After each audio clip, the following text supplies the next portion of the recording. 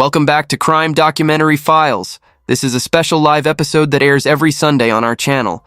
We hope you'll support us by watching, liking, and sharing. On the evening of September 5th, 2011, Chicago police received an urgent emergency call. The caller was Linda Tyda, his voice trembling as he reported that his wife, Linda Tyda, had vanished without a trace. Earlier that morning, Linda had informed her husband about her plans for the day. She would be meeting with clients, working from morning until evening, and expected to return home around 7 to 8 p.m. However, when the appointed time passed and Linda still hadn't appeared, all attempts to contact her proved fruitless. Her phone went unanswered. Text messages disappeared into silence like stones dropped into the ocean. Anxiety gradually gnawed at Larry, and each passing minute only heightened his worry. Finally, unable to endure the terrifying silence any longer, he hastily contacted the police. By the next morning, Linda still hadn't returned home. At this point, police officially opened a case file and treated it as a missing person investigation. Their first step was to trace her cell phone signal. The results surprised everyone. The last recorded location wasn't in Chicago, but appeared in Bloomington. The distance from Chicago to Bloomington is 83 miles, 134 kilometers, requiring over 2.5 hours by car. The immediate question arose: why had Linda appeared in such a distant place? Upon closer consideration, this wasn't entirely unreasonable. Linda had lived in Chicago for over 20 years and was fluent in English. She made her living as a translator, frequently helping others with visa applications, house hunting, and resolving various procedural matters. She had even worked as an interpreter at a federal prison. Because of this, whenever she went out for work, she was usually gone for entire days. It was quite possible that this time, work had taken her all the way to Bloomington. Consequently, police quickly shifted their investigation focus to Bloomington. They posted missing person notices everywhere, went door to door making inquiries, contacted all the clients Linda might have met, and carefully examined her call logs to trace every contact. Yet strangely, all evidence pointed to normalcy. There wasn't a single suspicious detail to be found. A week quietly passed with no information about Linda. At this point, police were forced to expand their investigation to include her family. The first person of interest was her husband Larry. This was actually a second marriage for both, and they had only been married for 8 months.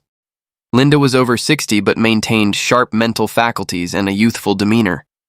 In Chicago's Chinese community, she had a reputation for being friendly and helpful, often providing free translation services for those struggling with language barriers, which earned her widespread affection.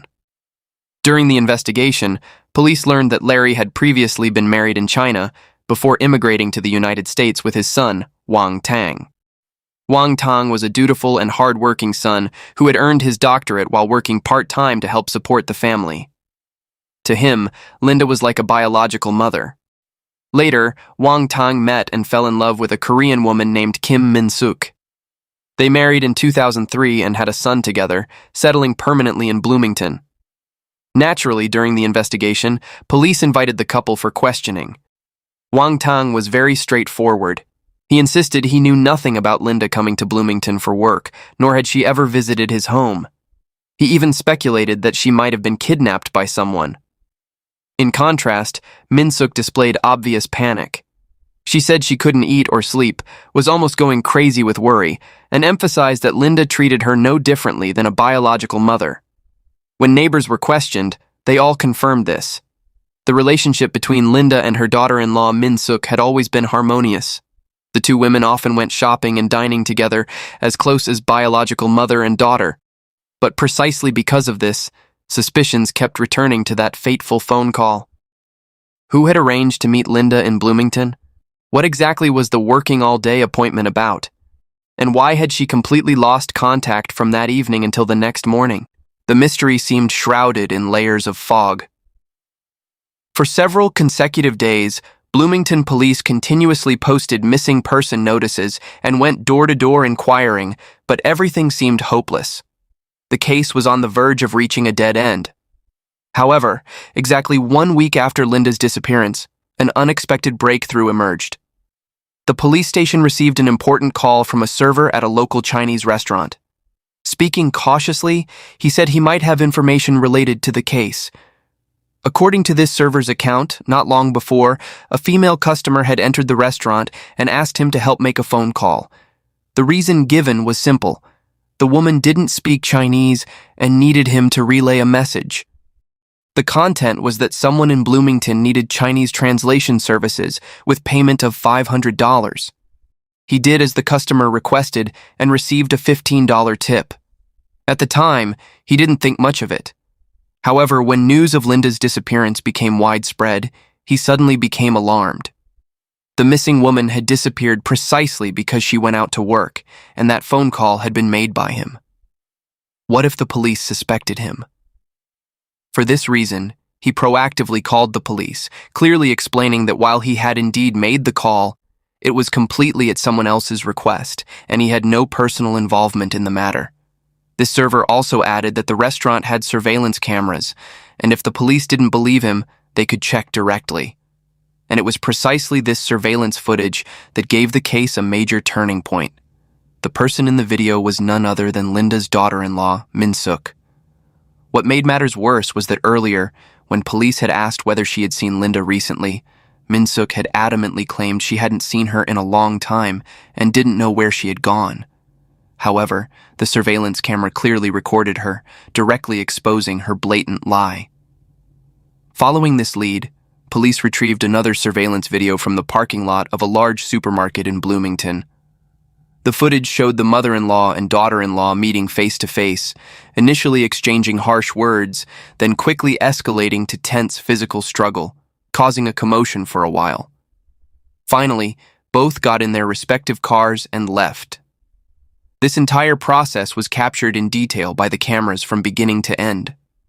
Faced with undeniable evidence, police immediately brought Min-sook back to the station for a second interrogation.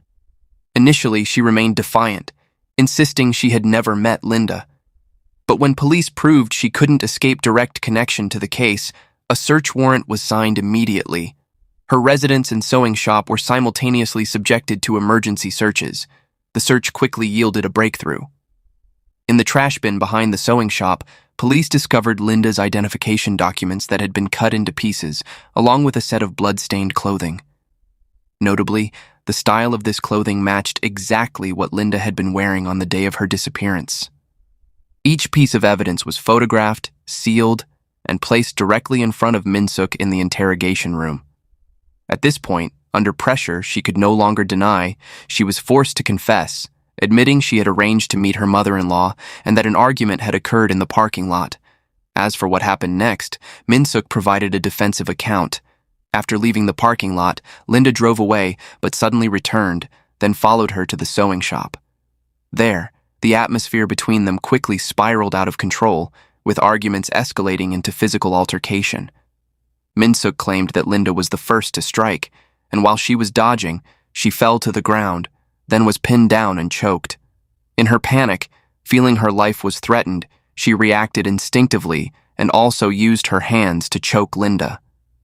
Min-sook stated that during the struggle, she had lost consciousness, and when she opened her eyes, Linda was lying motionless on the floor, no longer breathing. In her panic, instead of calling for help, she chose to cover up her crime. The next day, Min-sook transported Linda's body to a small forest near Chicago and buried it there. Following her directions, police indeed found Linda's body. At this point, the harsh truth could no longer be denied. The woman who had sweetly called her mother-in-law like a real mother had officially confessed to being the killer. However, the case was far from closed. Everyone, from police to the community, including her husband Wang Tang, found it hard to believe that Min-sook, a woman who appeared gentle on the surface and always seemed close to her mother-in-law, could coldly take her life. What secrets and resentments had she been harboring in her heart? Kim Min-sook was born in 1965 in South Korea. Her mother died when she was young, and due to poverty, her father sent her to live with relatives. Growing up under someone else's roof, Min-sook didn't receive a complete education and lacked stable emotional support. This childhood was like a hidden layer of darkness that, while difficult to detect on the surface, quietly influenced her character and decisions at crucial turning points in her life.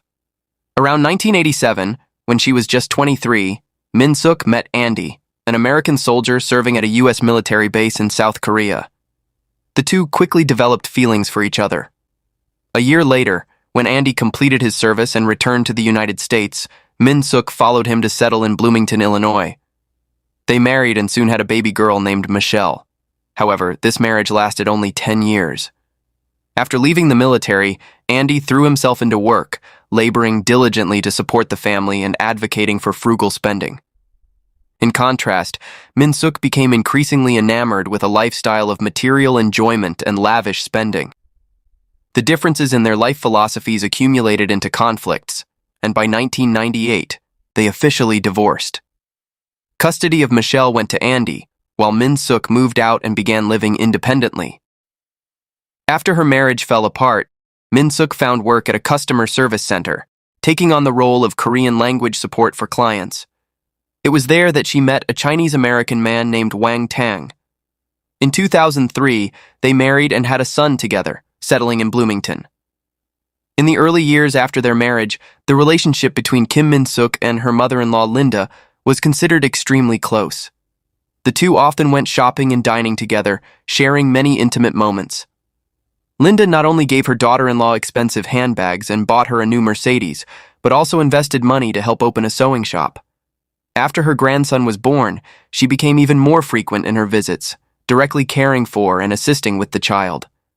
For Min-sook, who had lacked maternal love since childhood, this attention and protection was like filling a void in her soul. However, closeness can sometimes be a double-edged sword. Help extended over time can become difficult debts to repay, and too much care can sometimes be perceived as a form of control. Small conflicts that weren't addressed were instead silently suppressed in her heart, gradually turning into resentment. And when self-respect, desires, money, and marital conflicts intertwined, the seemingly intimate relationship between Linda and Min-sook began to crack, and those cracks grew deeper and wider each day. One of the biggest triggers erupted during a marital argument between Min-sook and her husband. In her anger, she charged straight to the Chinese restaurant where Wang Tang was a business partner, causing a scene and bringing private family matters into the workplace. The business partners, fearing it would affect operations, immediately decided to remove Wang Tang from his management position. In that tense situation, Linda stepped in to mediate. Thanks to her good reputation and standing in the Chinese community, she was able to persuade the partners to let her son return to his management role. On the surface, the matter seemed to end peacefully. But in Min-sook's heart, this resentment only deepened. Why does the mother-in-law have to interfere in matters between husband and wife? Not long after, Min-sook even went to Linda's house to confront her. But Linda flatly refused to discuss it, causing the flame of anger in Min-sook's heart to burn even brighter. The conflicts didn't stop there. When Min-sook began suspecting her husband of having an inappropriate relationship with a Chinese-American female secretary named Jenny, she asked Linda to intervene and control her son. However, Linda chose to avoid the situation. To Min-sook, this avoidance was tantamount to proof that her mother-in-law was taking her son's side. This feeling gradually transformed into resentment, and Linda, who had once been her emotional support, became the biggest thorn in Min-sook's side. The situation between Kim Min-sook and the family became increasingly tense. The restaurant incident made her feel she had lost all face. The mother-in-law-daughter-in-law boundaries had reached her limits, and the suspicions in her marriage had drained all trust. At this point, family conflicts had transformed into an inescapable whirlwind of resentment. Just a few months before the murder occurred, Min-sook was arrested for shoplifting at a department store. Both Wang Tang and Linda firmly refused to pay bail, for the simple reason that this wasn't her first time committing such an act. After her release, the anger in Min-sook's heart erupted even more violently. She even withdrew tens of thousands of dollars from their joint account, causing the conflict with her mother-in-law to escalate directly to an irreparable level. More significantly, in a letter sent from jail, Min-sook had mentioned that Linda had a life insurance policy worth $250,000, with Wang Tang as the beneficiary. According to this, if Linda died, even if the couple divorced, Wang Tang could still receive half of this money. The letter was initially thought to be incomprehensible to anyone, but it was ultimately discovered by a Korean-speaking police officer. From here, the real motive behind the crime began to emerge clearly. And it was from this point that the plan to fake translation work was constructed. Min-sook gave a restaurant server $15 as a tip, asking him to relay a message that someone needed Chinese translation services at an attractive rate of $500 per day. This was the fatal trap that led Linda down a path of no return. Linda had no suspicion whatsoever. Before dawn, she had driven herself over 130 miles from Chicago to Bloomington. When they met in the parking lot, Linda recognized that the person waiting for her was actually her daughter-in-law. The meeting quickly turned into harsh words, then physical struggle. Afterward, each got in their cars and left. But the tragedy was that from that moment on, Linda never returned to her familiar home in Chicago again. The autopsy report later revealed a brutal truth. Linda's face, neck, and arms showed large bruises with characteristics typical of repeated blows. The final cause of death was determined to be asphyxiation. Based on this, police concluded that Linda hadn't died from excessive self-defense, as Min-sook claimed, but had actually been assaulted first, lost the ability to resist, and then was strangled to death. All of this completely contradicted the defensive story Min-sook had tried to present. On December 18, 2012, McLean County Court officially sentenced Kim Min-sook for first-degree murder. Additionally, for the crime of concealing the body, the sentences were combined for a total of 55 years in prison. At the time of sentencing, she was 47 years old, but this sentence meant that almost certainly the remainder of Min-sook's life would be spent behind bars. But questions still lingered. Were her actions truly just an emotional outburst, or were they driven by deeper motives of money, desire, and the need for control? And what shocked public opinion even more was the police discovery that Kim Min-sook's name had been linked to another serious murder case in the past. A dark shadow from her history was beginning to emerge. The man in that story was Barton McNeil. His case, once thought to have been closed long ago, has been brought up again in Illinois in recent years. The location was also Bloomington. In 1998, Barton was sentenced to 100 years in prison for allegedly murdering his 3-year-old daughter, Christina McNeil, in their home. According to the sentence, he would have to serve at least 50 years before being eligible for parole. By 2012, Barton had been in prison for 14 years, but still adamantly maintained his innocence. He declared that the real killer was none other than his ex-girlfriend, Kim Min-sook. For many years, Barton continuously appealed, but all were rejected.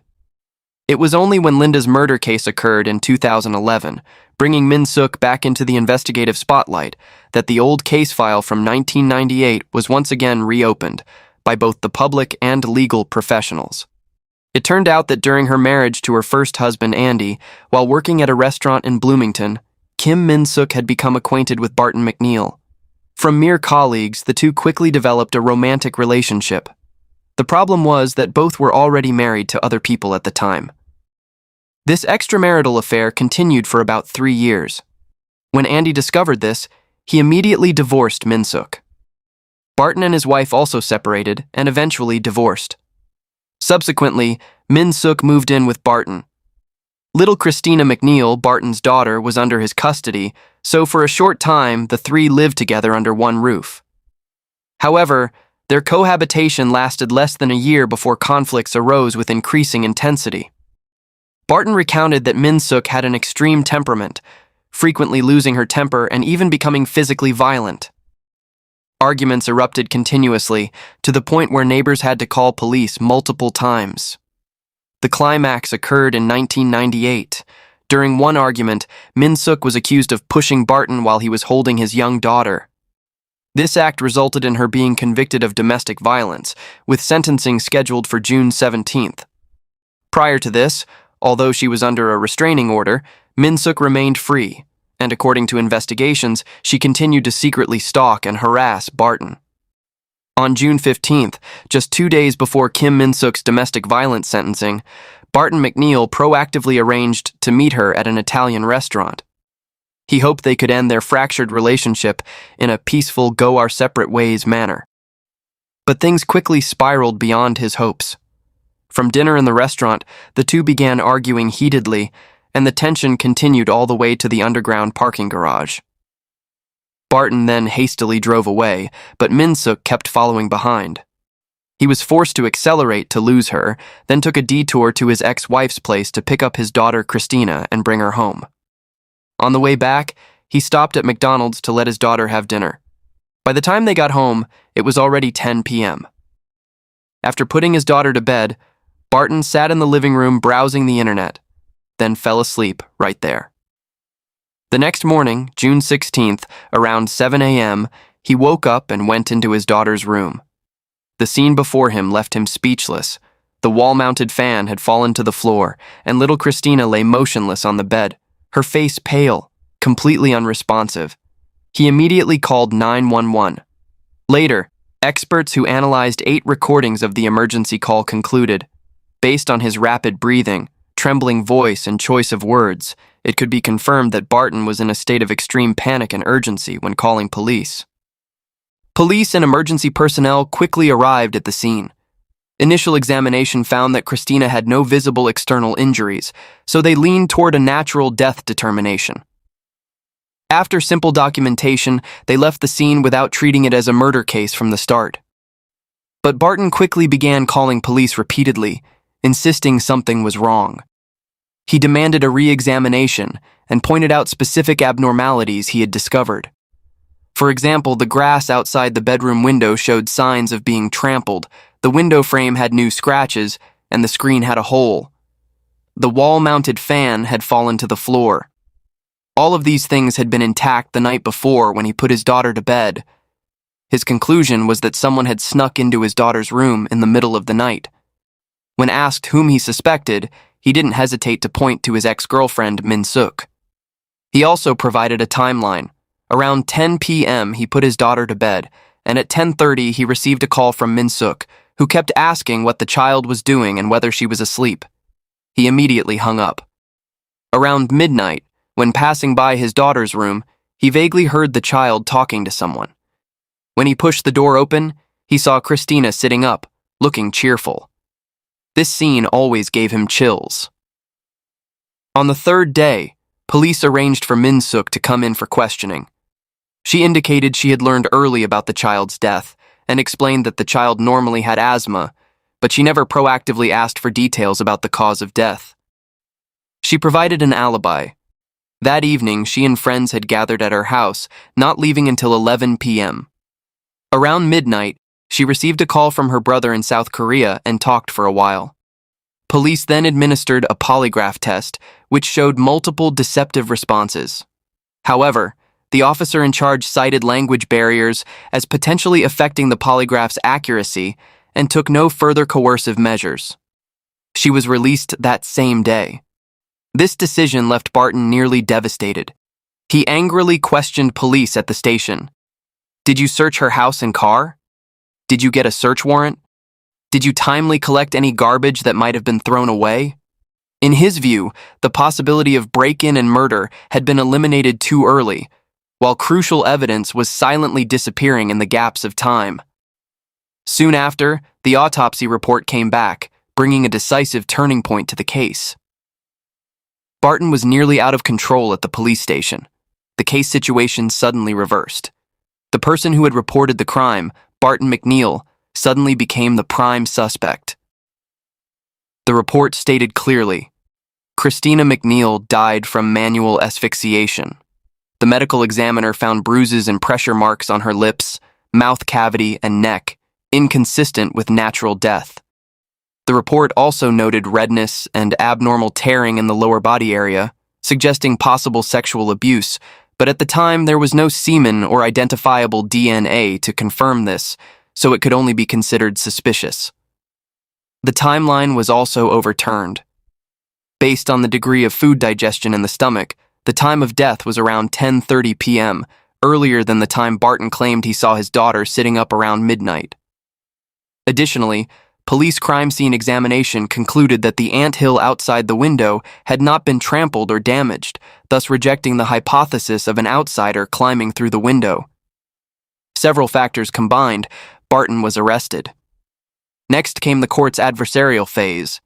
The defense immediately requested re-examination of the body, arguing that the initial examination conclusions might contain errors. The court refused to exhume the body, citing that procedures and expertise were without flaws and lacked substantial new evidence. The defense then shifted to advocating for a comprehensive investigation of Min-sook. She and Barton were about to break up. She was emotionally extreme and had previously been convicted of domestic violence. Although she was awaiting sentencing, she was still free and had sufficient motive to sneak in at night and commit violence. They demanded verification of her alibi for the night of the incident. However, from the beginning, police had locked their suspicions onto Barton McNeil, overlooking many other investigative directions. They didn't take DNA samples from Kim Min-sook, nor did they search her residence or medical records. Worse still, before the trial, the judge issued a restrictive ruling. In the absence of direct evidence, defense attorneys were not allowed to repeatedly mention Min-sook's name, with the reason being to avoid disrupting the trial process. During the same period, Min-sook had been sentenced to 6 months in prison for abusing her biological daughter, Michelle. This could have been valuable evidence proving her violent tendencies, helping Barton's defense strengthen their argument. But due to restrictions from the pre-trial ruling, this evidence had virtually no opportunity to be presented.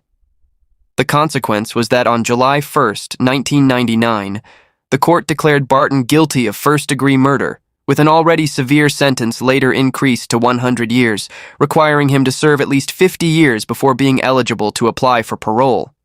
It wasn't until much later that Innocence Project Illinois began intervening in the case. They requested re-examination of preserved evidence, including the victim's clothing and blankets. Test results showed large amounts of Kim Min-sook's DNA on them, and even a hair strand believed to be hers was found in the blanket. Not only that, they also reviewed the entire 1998 autopsy file. The report pointed out that the record contained no definitive conclusion about sexual abuse, but mainly described mild swelling in certain areas.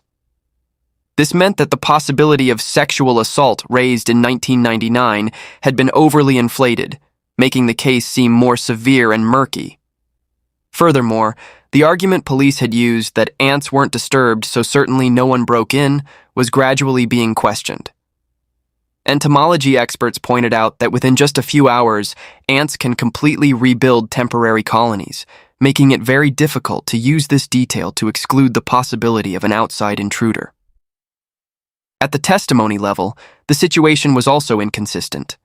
Some people claimed that Kim Min-sook had privately admitted to killing little Christina, and this confession allegedly passed from Wang Tong to Michelle's stepmother before reaching court. However, Wang Tong denied ever hearing such words. As for Min-sook, she firmly rejected the accusations, and in interviews, she was even ambiguous when saying Barton is a good father, a comment that seemed both denying and defending, making her attitude extremely unclear. Since 2022, a group of volunteer civil lawyers has advocated for re-examining Barton's case. Simultaneously, Innocence Project has repeatedly filed for retrial and appeals. However, through the end of 2024, all requests have been rejected. In May 2025, a new petition for review was submitted, but results remain pending to this day. In reality, the greatest difficulties lie in the timeline itself. The case spans decades, evidence has deteriorated, witnesses have scattered or died, while the original verdict was built with a tight documentary structure. Even if brought to oral argument, legal options are far from certain. However, new scientific test results, logical loopholes, and procedural flaws have at least accomplished one important thing: transforming the straight line that once pointed to a single perpetrator into a complex network that needs to be reread from the beginning. So ultimately, who is telling the truth? Who is choosing to remain silent? The answer still hangs suspended between evidence and time. When looking back at the entire sequence of events, a clear picture emerges. Revolving around Kim Min-sook, the 3 major romantic relationships in her life almost all ended in tragedy. This can hardly be called coincidence. It resembles a repeating pattern. The gentle, hard-working exterior she wore wasn't enough to conceal her deeper nature. The desire for control, vindictiveness, and craving for money. And when a person views others' trust as a resource to be exploited, sooner or later, seemingly close relationships will crack, leaving behind only injury and deception. If Linda's case revealed chilling hidden corners, then the second case that followed would shake public opinion even more profoundly.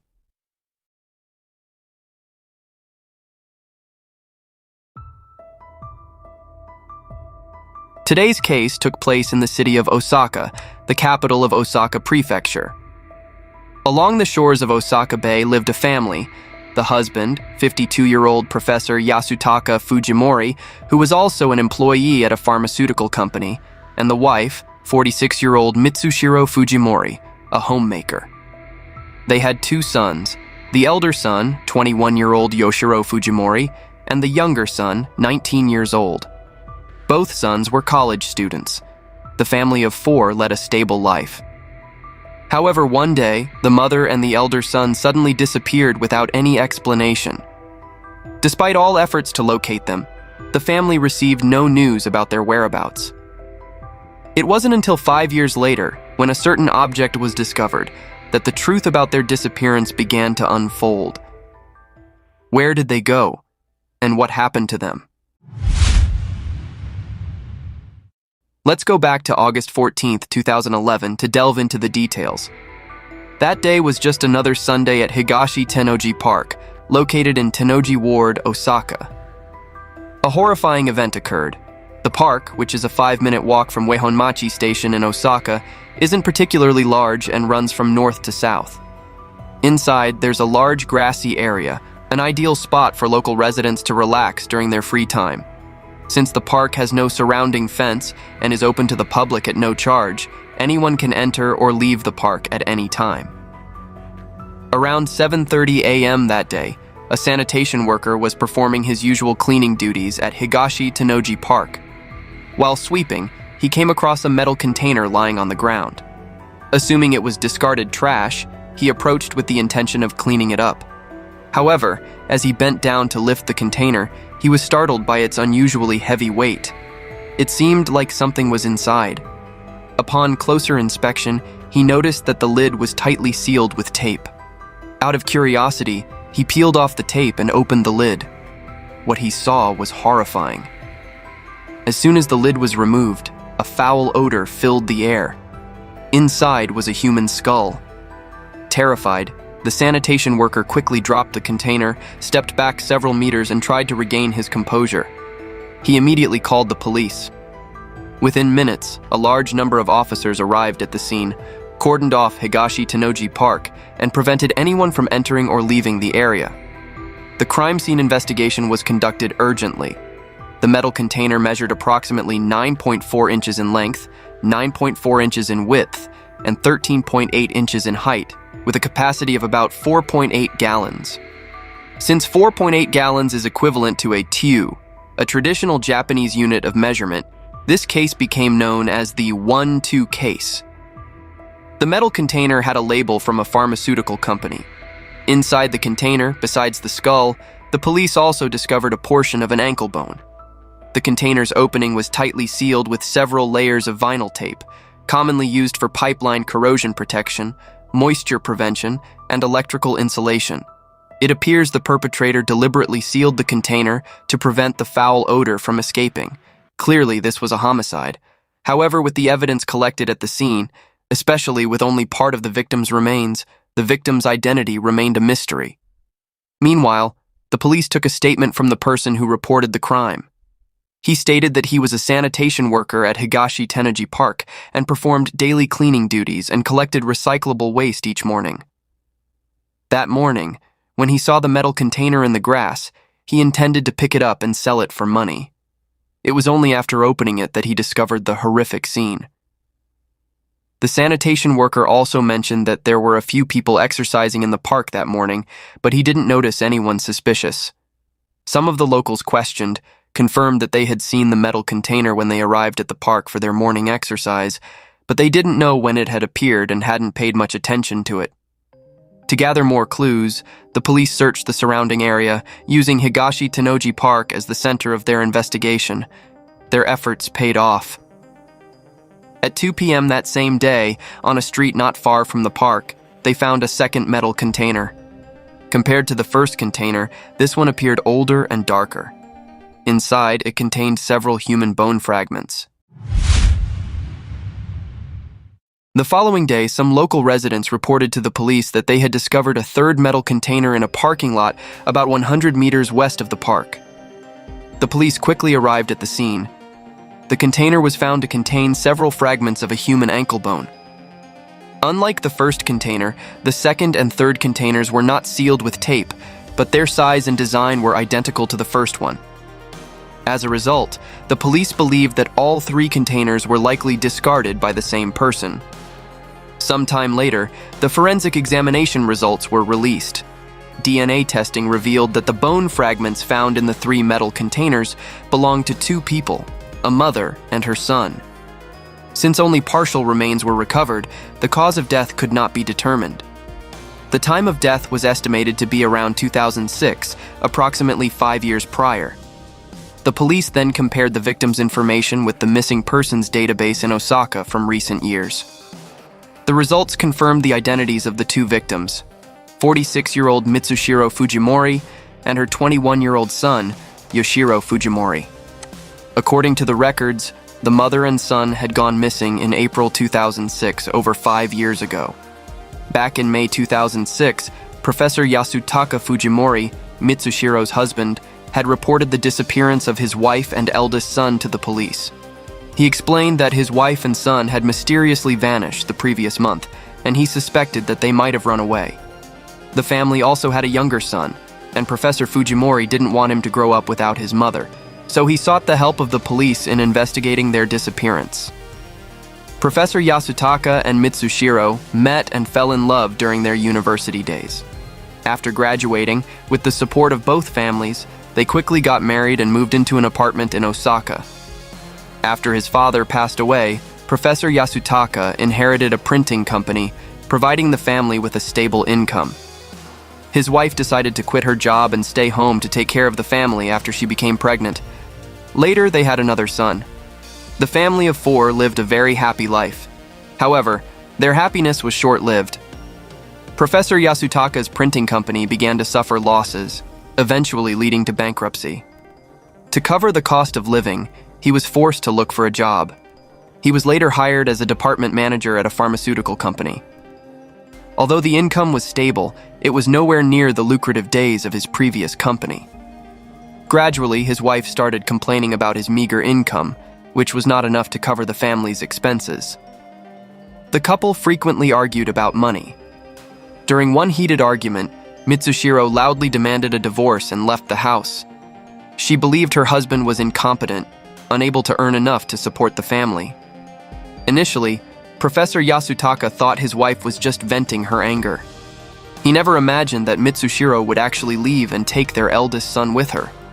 He had no idea where they had gone and only received a busy signal when he tried calling them. He searched everywhere they might have gone but found no trace of them. Professor Yasutaka suspected that his wife might have had an affair and possibly eloped with her lover. He also mentioned that his wife frequently chatted online with an unknown man.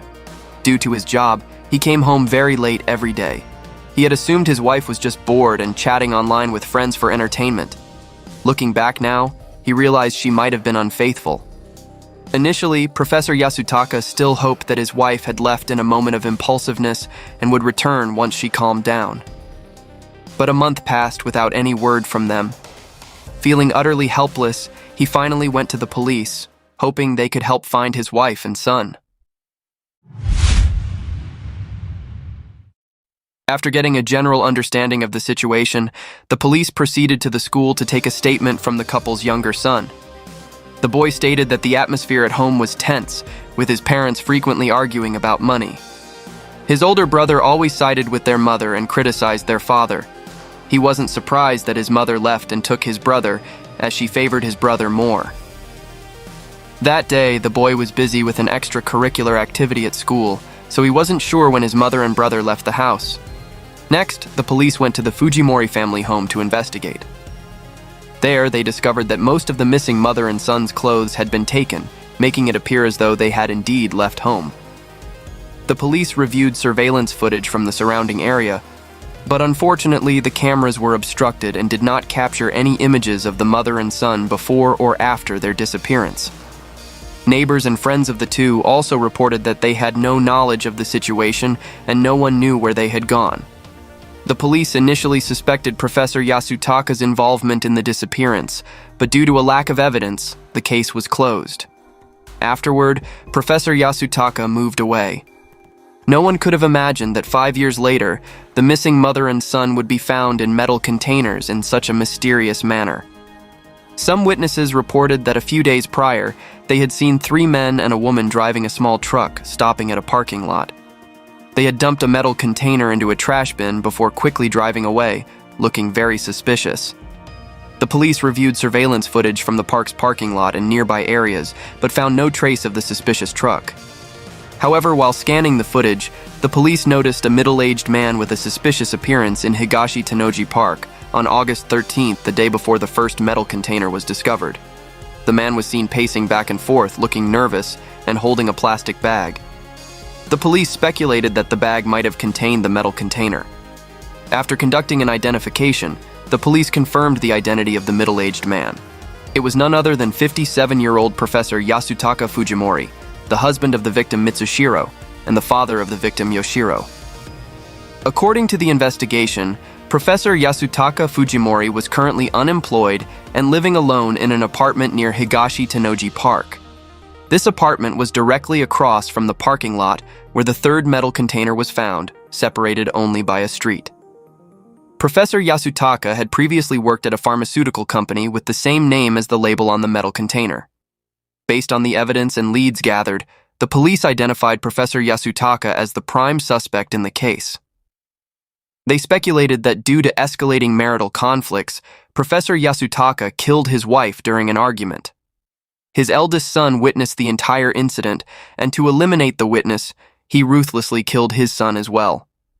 After covering up the crime, Professor Yasutaka went to the police to report his wife and son as missing to mislead the investigation.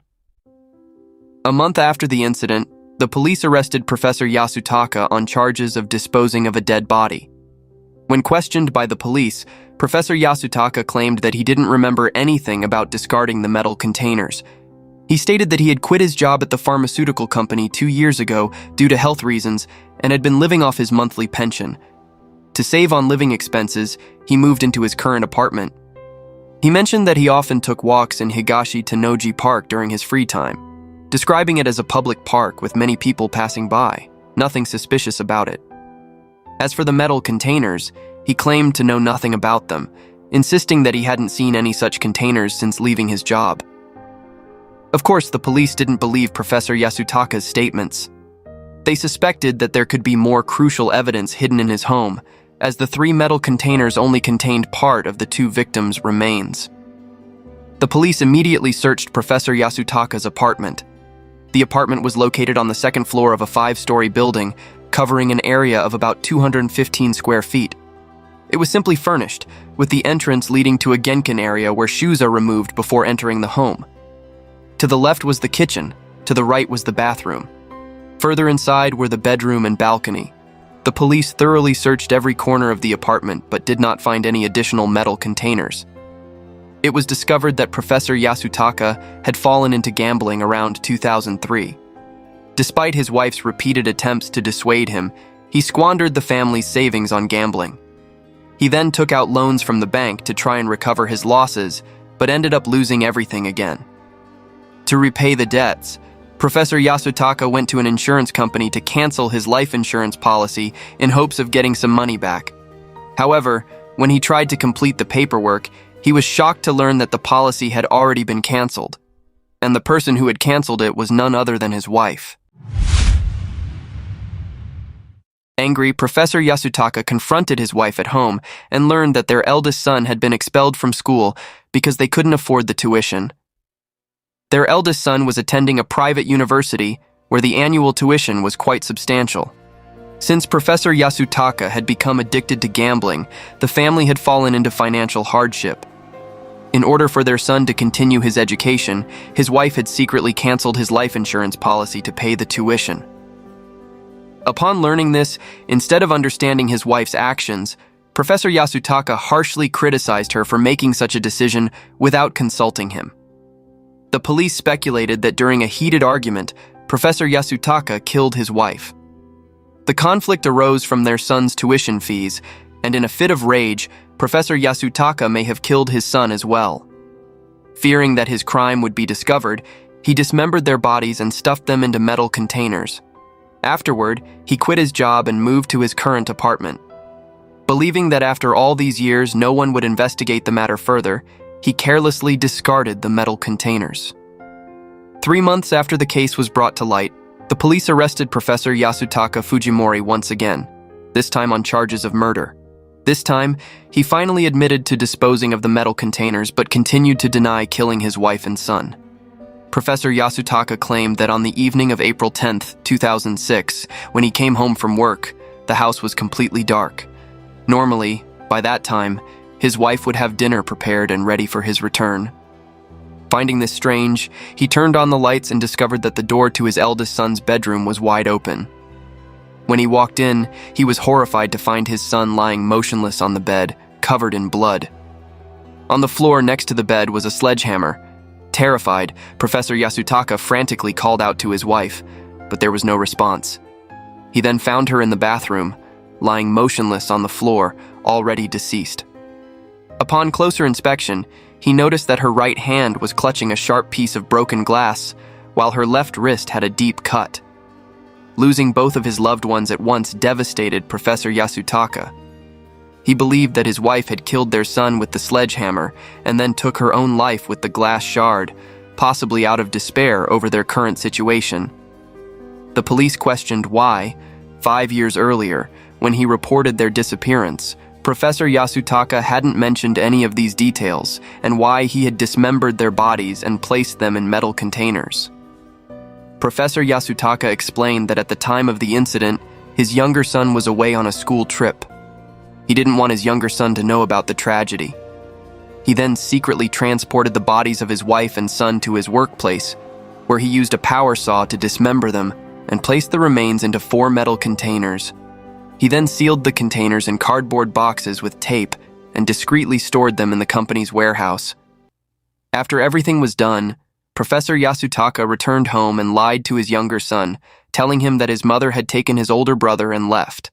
At the time, his younger son fully believed him. 3 years later, Professor Yasutaka's health began to deteriorate. He decided to quit his job. Before leaving the company, he retrieved the metal containers and brought them back home. Facing financial difficulties, Professor Yasutaka was forced to move into a smaller apartment. His younger son moved out on his own, leaving Professor Yasutaka to live alone in his current apartment. However, the apartment was too small to store the metal containers, so at the end of July that year, he divided the containers into several parts and disposed of them at different locations. He never imagined that everything would be uncovered so quickly. Professor Yasutaka's testimony might sound reasonable, but there are too many suspicious aspects. First, when his wife and eldest son died at home as a family member, his first reaction should have been to find out the cause of their deaths. However, Professor Yasutaka only thought about hiding the incident from his younger son.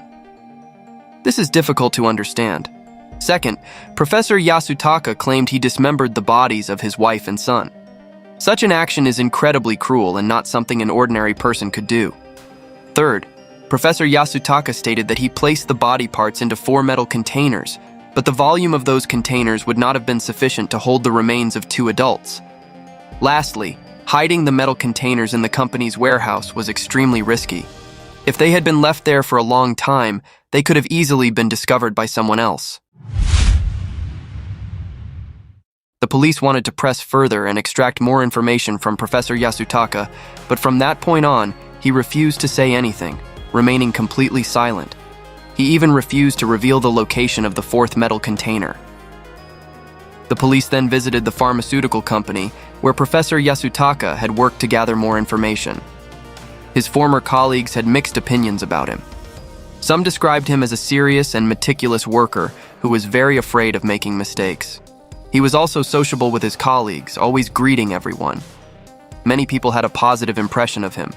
The company's owner, in particular, held him in high regard. In 2006, the owner's daughter died in a car accident. Upon hearing the news, Professor Yasutaka remarked, "If something like that happened to my family, I would never forgive the person responsible." This showed that Professor Yasutaka deeply cared for his family. Moreover, he frequently boasted about his eldest son to his colleagues, saying that his son was an amazing young man. However, some people described Professor Yasutaka as having a short temper, prone to sudden outbursts. He also often mumbled to himself, appearing quite strange and difficult for others to understand. Additionally, Professor Yasutaka was frequently late to work and sometimes even came to the office intoxicated. Initially, a kind colleague asked if he needed help, but Professor Yasutaka lashed out at them. After that, no one dared to approach him, and they kept their distance. In their ongoing investigation, the police approached the warehouse manager of the company to gather more information, but no one recalled ever smelling anything unusual in the warehouse. Since Professor Yasutaka claimed that he had placed the bodies in 4 metal containers, but the police had only found 3 so far, they suspected that the remaining container might still be hidden in the company's warehouse. The police conducted a thorough search of the warehouse, but found nothing. The police then located the apartment in Osaka, where Professor Yasutaka and his wife had previously lived. After obtaining the current owner's consent, the police conducted a search of the apartment. Luminol testing revealed a strong luminescent reaction on the floor in one of the bedrooms. Additionally, in the gaps between the floorboards and the baseboards, the police found traces of blood that had been cleaned but not entirely removed.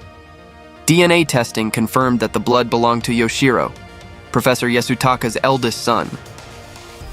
The investigation made significant progress, but the police still needed more evidence to convict Professor Yasutaka.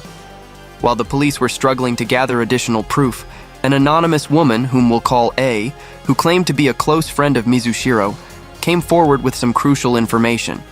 A stated that before her disappearance, Mizushiro often confided in her about her husband's gambling addiction. Mizushiro was deeply distressed and felt helpless. She mentioned that they were running out of money to pay for their eldest son's tuition, but her husband seemed unconcerned, only interested in indulging in his pleasures. Professor Yasutaka frequently hung out at bars, coming home late at night, reeking of alcohol. When he returned, he wouldn't even bother to shower, instead, passing out, only to go to work drunk the next morning. A also revealed that after Mizushiro and her eldest son went missing, Professor Yasutaka didn't show any signs of grief or concern, nor did he actively search for them. He continued to go to work as if nothing had happened. A found Professor Yasutaka's indifference extremely strange and considered him to be cold-hearted. Mizushiro had often complained to her about being abused by her husband. Whenever things didn't go his way, Professor Yasutaka would beat his wife. A believed that it wouldn't be surprising if Professor Yasutaka, in a fit of rage, had killed his wife and son. The police then visited the area around Professor Yasutaka's current residence to gather more information. A pharmacy owner mentioned that he had lived in the neighborhood for decades and had never heard of such a horrifying case. He knew Professor Yasutaka, who had come to his pharmacy to buy medicine. Professor Yasutaka seemed very normal, and the two even had a conversation for a while. He never imagined that Professor Yasutaka could be involved in such a gruesome crime. Another resident stated that Professor Yasutaka lived alone in his apartment, and his younger son rarely visited. As a result, they often saw Professor Yasutaka walking alone in the park. Professor Yasutaka rarely mentioned his wife and children to others, so people didn't know much about his family. The police continued their investigation by questioning Professor Yasutaka's younger son. He described his father as a reserved and quiet person, which meant they didn't often talk to each other. Due to his own busy work schedule, he rarely visited his father. As a result, he had never seen the strange metal containers in the house. Although he had some suspicions about his mother and brother leaving, he didn't look into it further. He felt that his mother always favored his older brother. His father's income was limited, and eventually, they couldn't even afford his brother's tuition. but his mother still tried to make it work. She even went as far as canceling the insurance policy to get money for his brother. On the other hand, his mother had never treated him as well. So when his father said that his mother had taken his brother and left, he felt a bit sad, but he didn't dwell on it. He said, "There was a time when I really resented my mother because I felt she had abandoned me." The case garnered significant public attention after being reported in the media. Many people believed that the truth was not as straightforward as it seemed, given the numerous suspicious aspects of the case. Some speculated that the real culprit could be the younger son, who had attracted the least attention. Since his mother always favored his older brother, he had lacked maternal affection from a young age. Over time, this led to feelings of resentment towards his mother and brother. His mother canceling the insurance policy to pay for his brother's tuition only intensified his anger. This may have driven him to plan the murder of his mother and brother. At that time, the school had organized a field trip, which he saw as the perfect opportunity to act. He pretended to sign up for the trip, but secretly returned home that day instead of going out. Knowing that his father usually came home late from work, he decided to strike then. He went to a store and bought a sledgehammer. When he got home and saw his brother asleep in bed, he, in a fit of rage, swung the sledgehammer and struck his brother's head. He then went on to kill his mother. After committing the crime, he panicked, discarded the weapon, and fled the scene. That evening, when Professor Yasutaka came home from work and found his wife and son dead, he was overcome with grief and decided to call the police. But just then, he received a call from his younger son. The younger son confessed the entire truth and begged his father to help cover up the crime. Initially, Professor Yasutaka couldn't accept this harsh reality, but after some thought, he agreed to conceal the crime to protect his younger son's future. Under the cover of night, Professor Yasutaka secretly transported the bodies of his wife and son to a deserted area and buried them. He then returned home, cleaned up the crime scene, and instructed his younger son to tell everyone that his mother and brother had run away. A month later, Professor Yasutaka went to the police station to report his wife and son as missing. With the younger son's account, the police did not investigate the matter further. Professor Yasutaka thought everything had been perfectly concealed. However, he never anticipated that the land where he buried his wife and son's bodies would be bought by a real estate company to develop a new project. Fearing that his crime would be exposed, Professor Yasutaka secretly returned to the site, exhumed the bodies, dismembered them, and placed the remains into metal containers. He then took the containers to the company warehouse to hide them. Since the bodies had already decomposed into bones, there was no foul odor, so no one at the company noticed. 3 years later, Professor Yasutaka quit his job and went into hiding. Before leaving the company, he took the metal containers with him. Because his new apartment was too small to store the containers, he decided to dispose of them. After the case was exposed, to protect his younger son, Professor Yasutaka falsely claimed that his wife and eldest son had caused their own deaths. His intent was to take the blame for his son. Some people speculated that due to his gambling addiction, Professor Yasutaka squandered the family's savings, and his eldest son was expelled from school for not paying tuition. The eldest son, filled with resentment, got into a heated argument with his father. In a fit of rage, Professor Yasutaka struck his son with a sledgehammer. He then threatened his wife not to reveal what had happened. Witnessing her son's death, Professor Yasutaka's wife lost the will to live and took her own life. Later, a group of thieves broke into Professor Yasutaka's home to steal valuables. They noticed the metal containers and assumed they contained valuable items. After taking them, they opened the containers and were horrified to discover human bones inside. Fearing they would be implicated, the thieves discarded the containers near the apartment and quickly fled. This is why witnesses reported seeing 3 men and a woman transporting metal containers in a small truck. When Professor Yasutaka realized the metal containers were missing from his home, he panicked and began searching for them everywhere. Surveillance cameras captured footage of him pacing back and forth in Higashi Tennoji Park and nearby streets, holding a plastic bag in his hand. The more the police investigated, the more their suspicions toward Professor Yasutaka grew. They arrested him again on charges of murder. Knowing he could no longer hide the truth, Professor Yasutaka admitted to disposing of the metal containers, but steadfastly denied killing his wife and son. He hoped that by doing so, he could lessen his sentence. 2 years after the metal containers were discovered, in July 2013, the case went to trial at the Osaka District Court. The defendant, Professor Yasutaka Fujimori, was charged with murder. During the trial, Professor Yasutaka continued to deny all charges.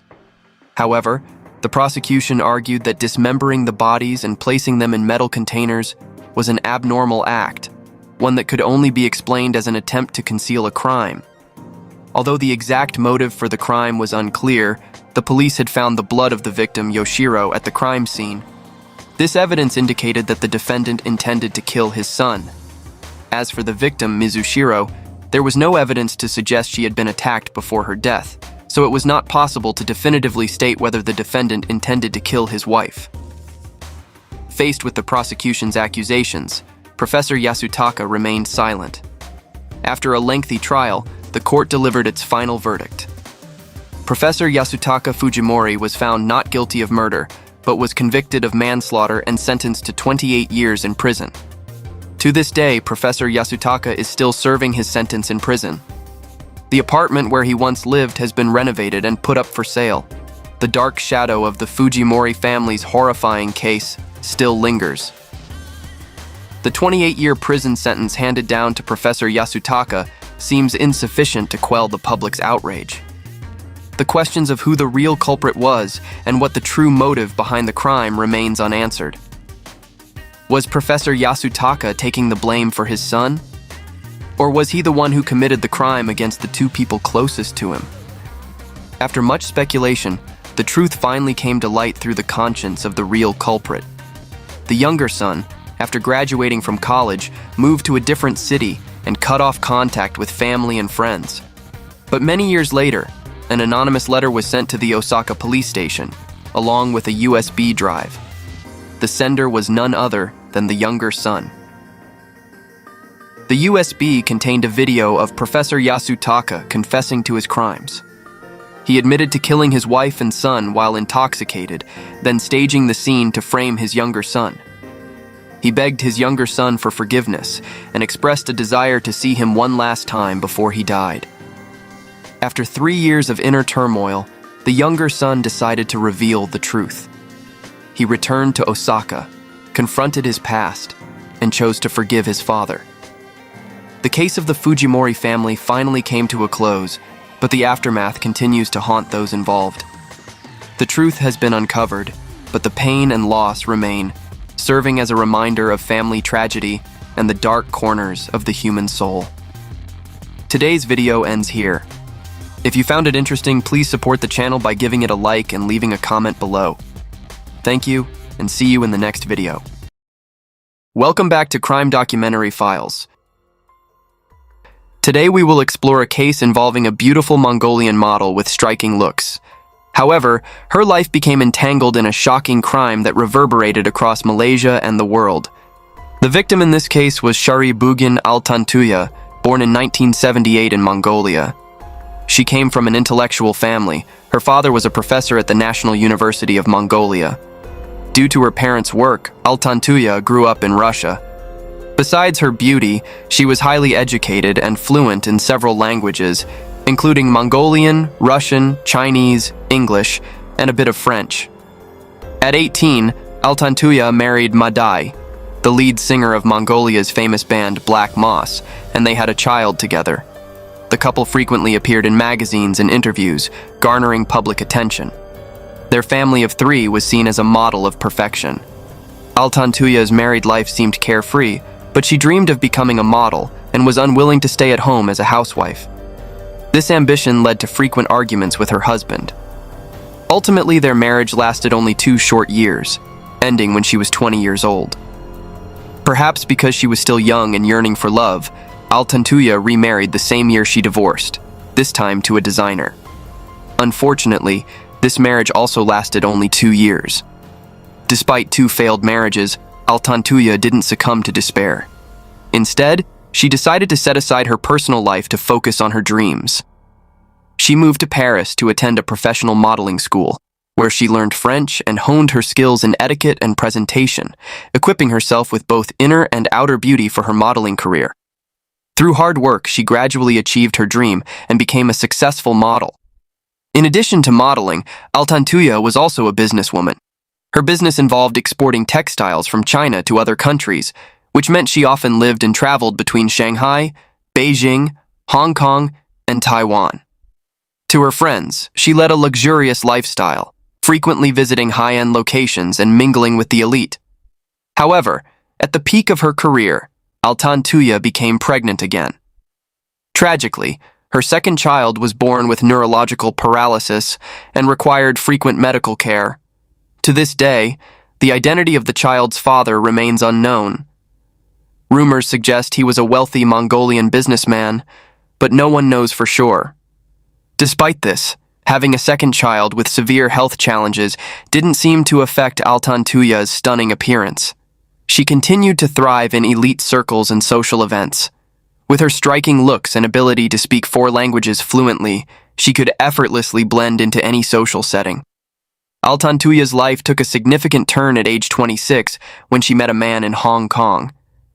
In 2004, during an international exhibition in Hong Kong, her regal and elegant appearance caught many eyes at the event. One of the people captivated by her was 44-year-old Abdul Razak. At the time, Abdul Razak was not an ordinary man. He was a defense ministry advisor in Malaysia and the director of the Strategic Research Center. More importantly, Razak was the right-hand man of Deputy Prime Minister Najib Razak. Razak's political power was second only to Najib's and far above that of many others. It was widely believed that in just a few years, as Najib ascended to the role of prime minister, Razak's political career would flourish further. However, he likely never imagined that his encounter with Altantuyaa would become a ticking time bomb for both his career and Najib's. At the Hong Kong exhibition, Razak was immediately captivated by Altantuyaa, and she, in turn, was drawn to his confidence and charisma. Their conversation flowed effortlessly, and Razak saw in her not only beauty, but also intellect. As mentioned earlier, Altantuyaa was fluent in 4 languages and had extensive experience in international business, making her an extraordinary talent in Razak's eyes. He invited Altantuyaa to work as his translator, though this title was merely a pretext to spend time with her. Razak treated Altantuyaa exceptionally well. He took her on trips to Europe, frequently bought her jewelry, and generously supported her financially when she faced difficulties. His gestures deeply moved her. After more than a year of knowing each other, in 2005, Altantuyaa, who had endured 2 failed marriages, regained her faith in love. She even expressed a desire to have a child with Razak and to become his official wife, despite knowing that Razak was already married. However, she also knew that as a Muslim under Malaysian law, Razak could have up to 4 legal wives. When Altantuyaa brought up this idea, Razak was not enthusiastic. His political career was thriving, and with Najib poised to become prime minister, marrying another woman at this time could jeopardize his prospects. To avoid complications, Razak declined the idea outright. Yet being a man who enjoyed romance, he didn't completely cut ties with Altantuyaa, as he still wanted her to bear his child. Razak devised a solution. He arranged for a lawyer friend to marry Altantuyaa as a legal formality, ensuring she had a legitimate husband on paper, while he and Altantuyaa continued their secret relationship. When Altantuyaa discovered Razak's plan and realized he only saw her as a mistress, she decided to confront him. In October 2005, while in Mongolia, Altantuyaa resolved to travel to Malaysia to have a clear discussion with Razak. Accompanying her on this trip was her cousin. Unfortunately, things didn't go as planned. Upon her arrival in Malaysia, Razak seemed unwilling to meet her. For days, Altantuyaa tried to contact Razak but failed. With her strong-willed personality, she refused to give up. In the following days, she went directly to Razak's house, shouting in front of his gate. Despite her persistence, Razak continued to avoid her, leaving her to scream outside. At this stage, the situation was still just a typical affair involving a married man and his mistress. However, the story soon took a dramatic turn, becoming one of the most infamous criminal cases. On the evening of October 19, 2006, around 7 p.m., Altantuyaa and her cousin were resting in their hotel room when Altantuyaa suddenly received a phone call and rushed out. Her cousin, noticing her urgency, asked what was happening. Altantuyaa replied that her husband had sent someone to pick her up and take her to his villa in Damansara Heights. Of course, the cousin had never met the husband her sister referred to. Regarding this husband, Altantuyaa had only shown her cousin a single photograph taken at a restaurant. The picture featured 3 individuals, Altantuyaa and 2 men, Malaysia's then Deputy Prime Minister Najib and Malaysia's Defense Ministry advisor Razak. Razak was presumed to be the husband Altantuyaa mentioned. However, the cousin, understanding that they were merely secret lovers, refrained from asking further questions and stayed at the hotel, waiting for Altantuyaa to return. As the night wore on and Altantuyaa did not return, her cousin became increasingly concerned. Normally, Altantuyaa would only be gone for a few hours. Worried, she went to report the situation to the police. Strangely, when the cousin filed her report, the police dismissed her claims, suggesting she was mentally unstable and refusing to believe her story. They insisted that Altantuyaa could not be in Malaysia because there was no record of her entering the country. Naturally, the cousin was furious. After all, they had flown together and gone through immigration at the same time. How could there be no record of Altantuya's entry? Determined, the cousin demanded that Malaysian authorities search for her missing sister. She explicitly stated that her sister was the lover of a powerful figure in Malaysian politics, Razak, and was also acquainted with Deputy Prime Minister Najib. She hoped this information would prompt the police to take the matter seriously. Reluctantly, the police agreed to begin a search. However, as days turned into weeks, the cousin received no updates. Altantuyaa seemed to have vanished without a trace. 3 weeks after Altantuya's disappearance, on November 6, 2006, the cousin finally received a call from the police. They informed her that they might have found Altantuyaa. Initially relieved, the cousin was soon shocked by the officer's next statement. They had discovered a dismembered body. Was this Altantuyaa? And what had happened to her? On November 6, 2006, police uncovered a gruesome murder in the Shah Alam Forest Reserve near Kuala Lumpur. Bones and flesh fragments were scattered across the area. Beneath the remains was a charred pit. Malaysian authorities spent over 8 hours processing the crime scene, recovering more than 40 bone fragments, including parts of a skull, a section of the spine, scalp, flesh, and hair. However, they could not reconstruct a complete body. Traces of explosives were also found, leading to an initial suspicion that the victim had been killed using explosives. With the remains so thoroughly destroyed, including the face, and no identification documents present, determining the victim's identity was impossible at the time. Investigating the missing persons reports, the police noted that a Mongolian woman named Altantuyaa had been reported missing 3 weeks earlier. They contacted the individual who had filed the report, Altantuya's cousin, for verification. DNA testing ultimately confirmed that the victim was indeed Altantuyaa. It was now clear that this was a case of murder. Authorities analyzed the explosive residue found at the scene. The results indicated the presence of C4, a type of explosive that is exceptionally difficult for ordinary individuals to obtain. In Malaysia, C4 is typically used by the military and police for clearing terrain. Additionally, the crime scene was in a remote area, approximately 1.2 miles from the main road, accessible only by specialized four-wheel drive vehicles. This led police to suspect that the crime might be linked to the military. According to Altantuya's cousin, she had visited her lover Razak's house before her disappearance. Strangely, when reviewing the records, the police discovered that 4 days after Altantuyaa went missing, they had received a complaint about her, and the complainant was none other than Razak himself. 4 days after her disappearance, Razak unexpectedly went to the police station to report that he had been continuously threatened and harassed by a Mongolian woman named Altantuyaa. Razak insisted that the police document his complaint. With this evidence, Razak naturally became the primary suspect.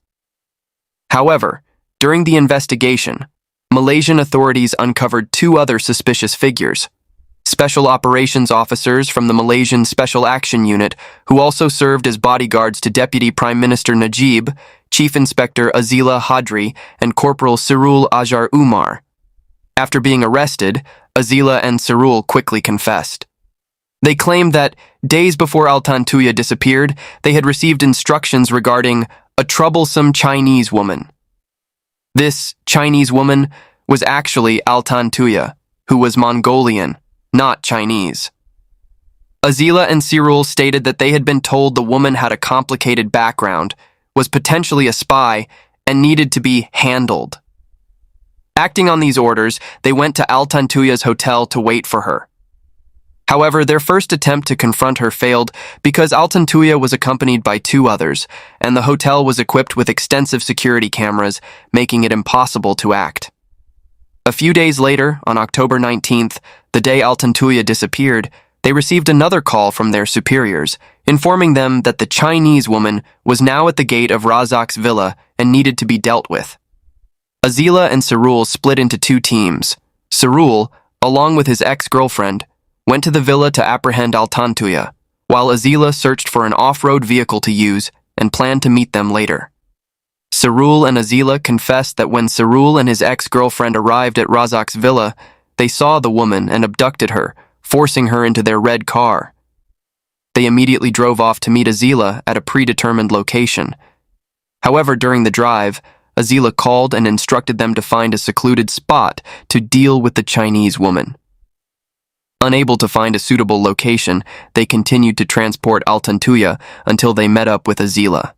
Together, they discussed the best place and method to carry out the act. Ultimately, Azila decided to take Altantuyaa to a remote forest and kill her with a firearm, followed by using military-grade C4 explosives to dispose of her remains. After finalizing their plan, they went to Azila's house to retrieve the explosives.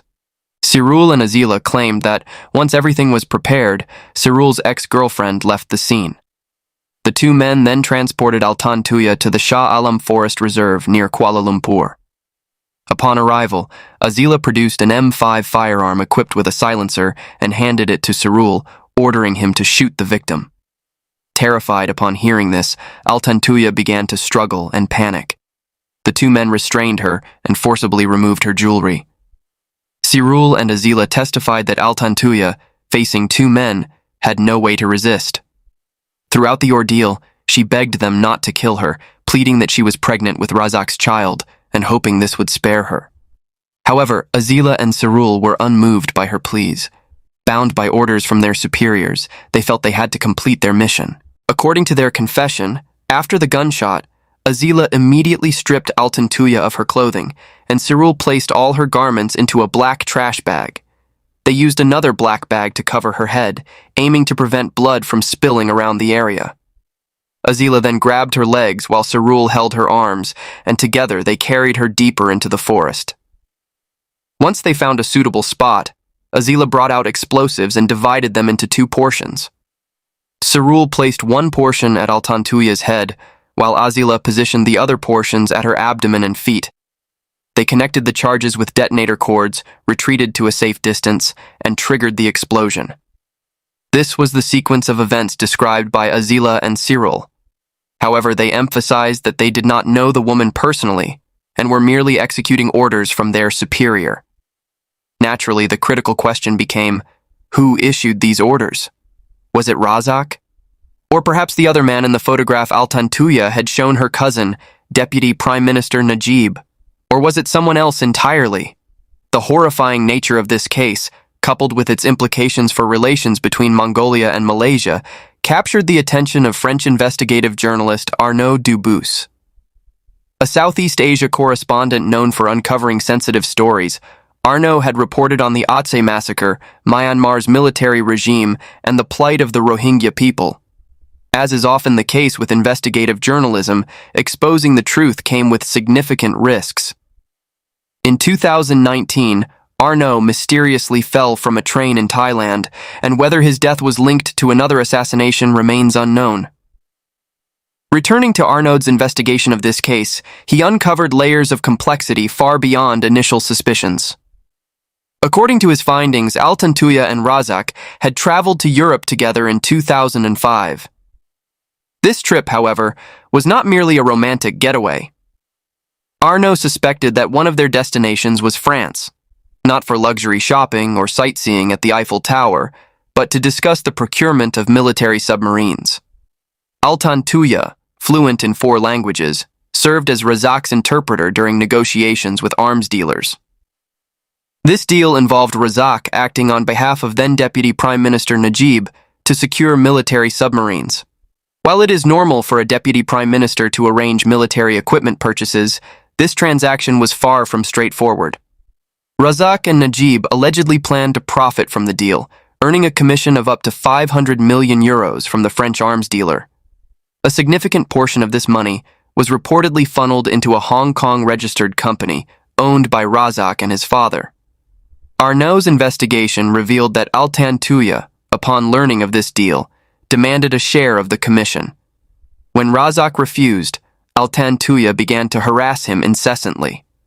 Unable to endure her relentless pressure, Razak reportedly sought help from another close associate of Najib's, the deputy director of the political division, to handle the situation. As a result, Altantuyaa was labeled a spy, abducted on October 19th, and ultimately murdered in the forest. According to journalist Arnaud's analysis, the entire case can be simplified as follows. Razak and Najib were involved in corruption, and Altantuyaa demanded a share of the profits. When her demands were denied, she resorted to blackmail. However, this backfired, ultimately costing her life. The information gathered by Malaysian police closely aligned with Arnaud's findings. Authorities believed Razak was the mastermind who ordered Sirul and Azila to carry out the murder.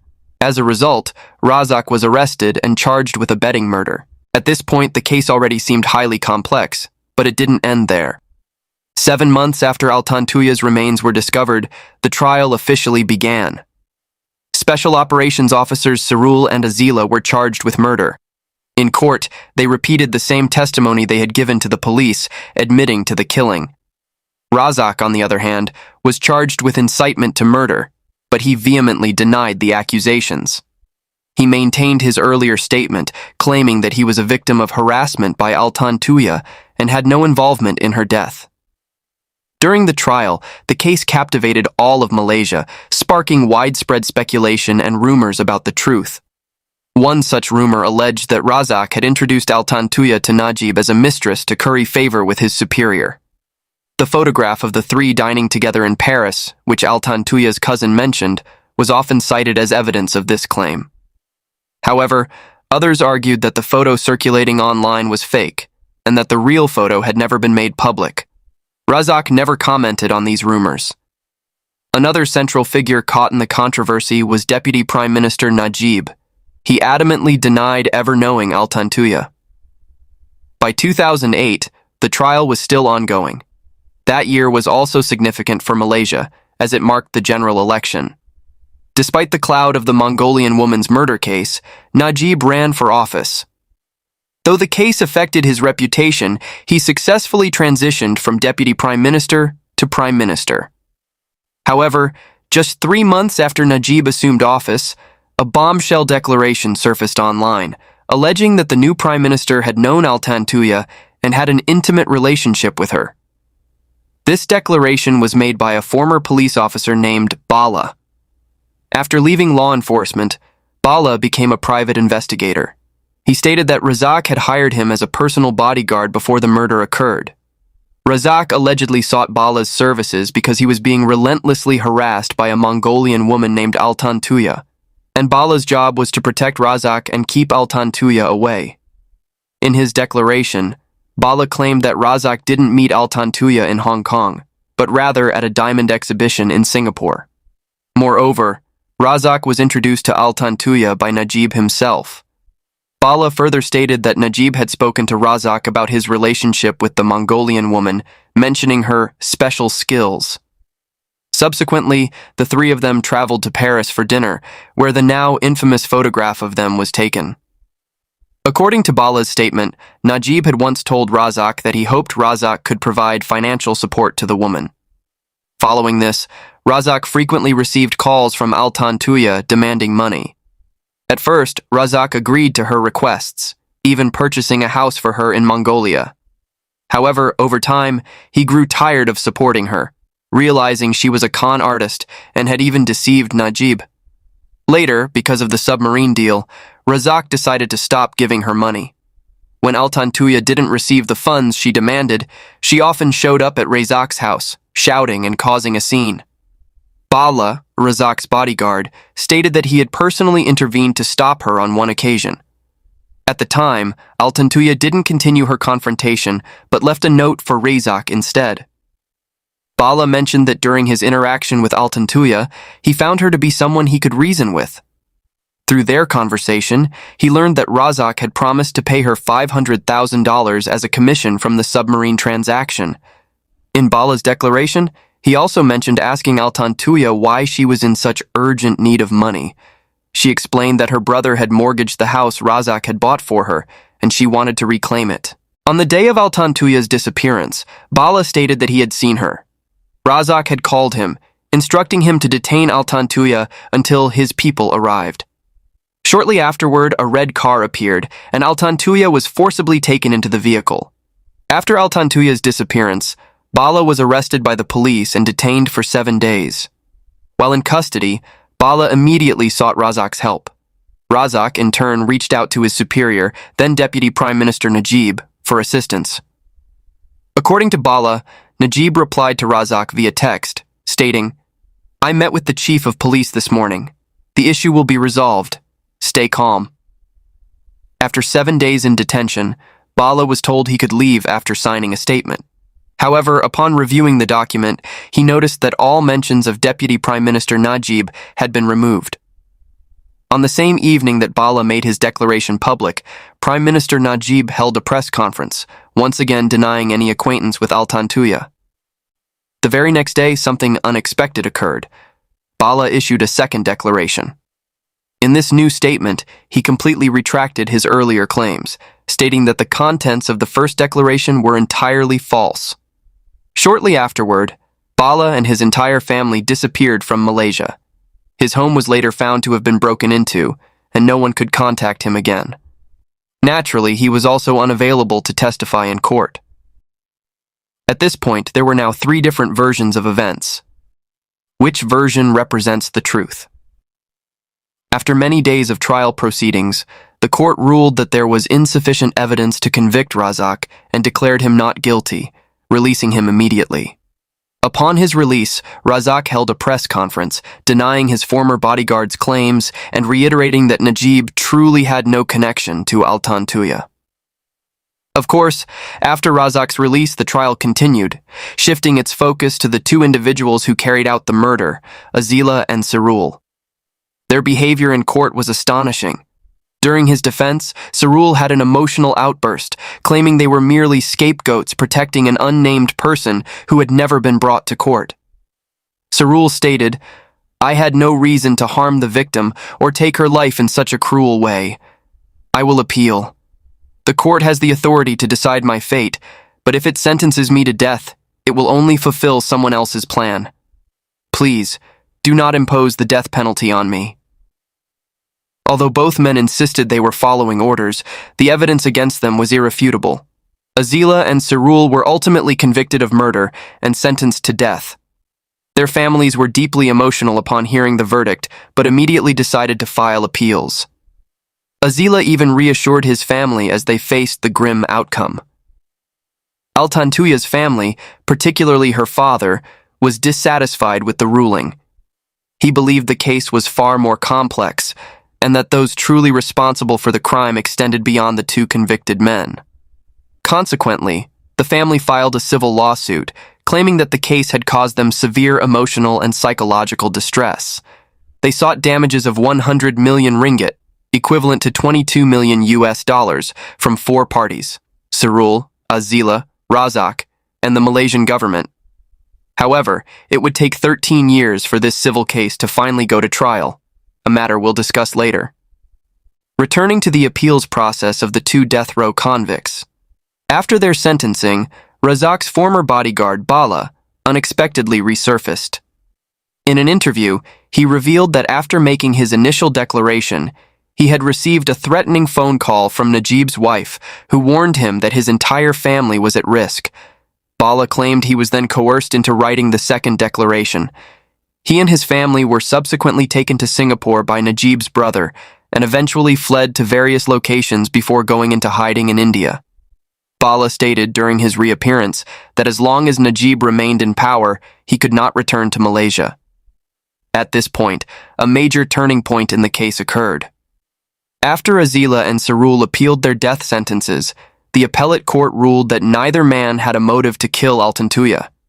As a result, their prior convictions were overturned and they were acquitted and released. Notably, the year of their release, 2013, was also the year Najib was re-elected as prime minister. Around this time, Najib's government began prosecuting critics under charges of sedition. Najib's power had reached its peak. But does this mean that no one will ever be held accountable for Altantuya's death? When Sarul and Azila were released, it caused a fierce public reaction. Due to overwhelming public pressure, the prosecution filed another appeal. This time, the court reversed its previous decision. Sarul and Azila's murder conviction was reinstated, along with their death sentences.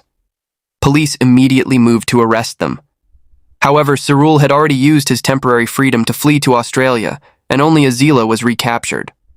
Although Malaysian police requested that Australian authorities extradite Sarul for trial, Australia's opposition to the death penalty has led to an ongoing extradition dispute between the two countries. In 2018, Malaysia experienced major political upheaval. The UMNO party, which had ruled Malaysia for 60 years, was overthrown during Najib's administration due to involvement in the 1MDB fund corruption scandal by the opposition Hope Alliance party. Najib himself was arrested on corruption charges. Returning to the Altantuyaa case, after Najib lost power, Azila declared he was ready to reveal case details in exchange for full amnesty from the new government. We have summarized Azila's statement in 5 points. First, the directive came from Najib, and he and Sarul acted on Najib's orders. Second, Najib described Altantuyaa as a foreign spy and national security threat. In one meeting, Najib discussed killing Altantuyaa with him. Third, Najib sent him to the Police Special Action Unit's armory to obtain C4 explosives. Fourth, during the initial trial, certain evidence was suppressed and not submitted to court. Fifth, Najib told them they would receive help with everything, including protection from prosecution. Notably, although Najib was implicated in the 1MDB scandal, he remained free at the time.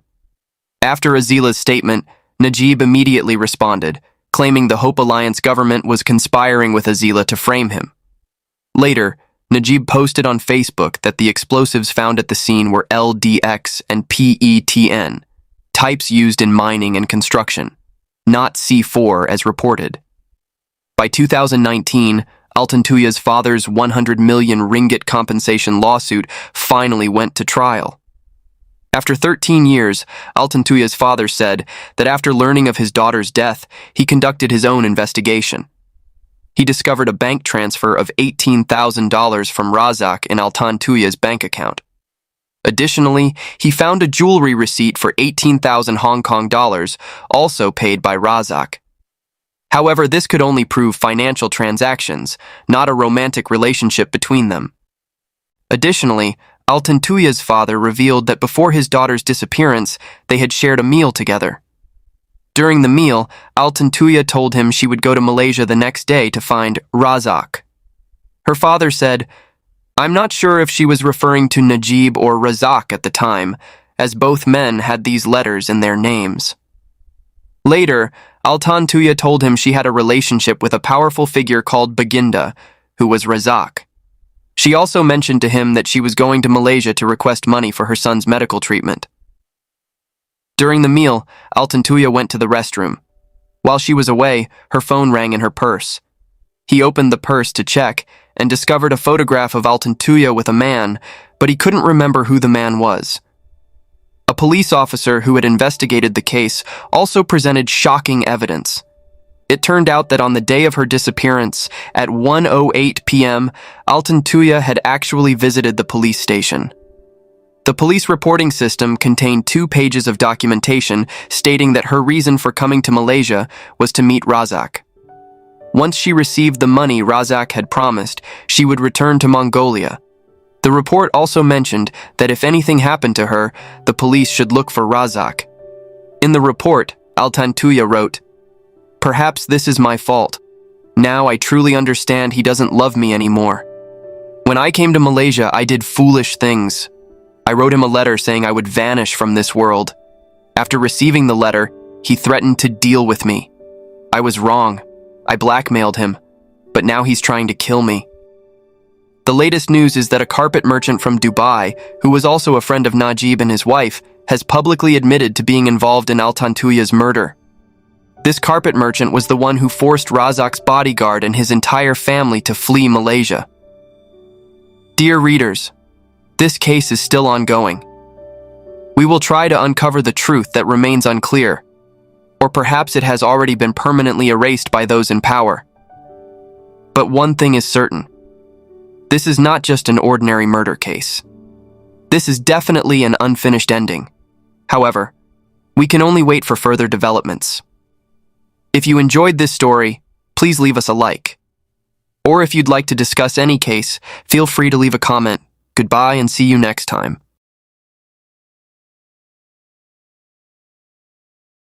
On the morning of September 15, 2007, at Melbourne's train station in Australia, passengers noticed a young Asian girl wandering alone and crying.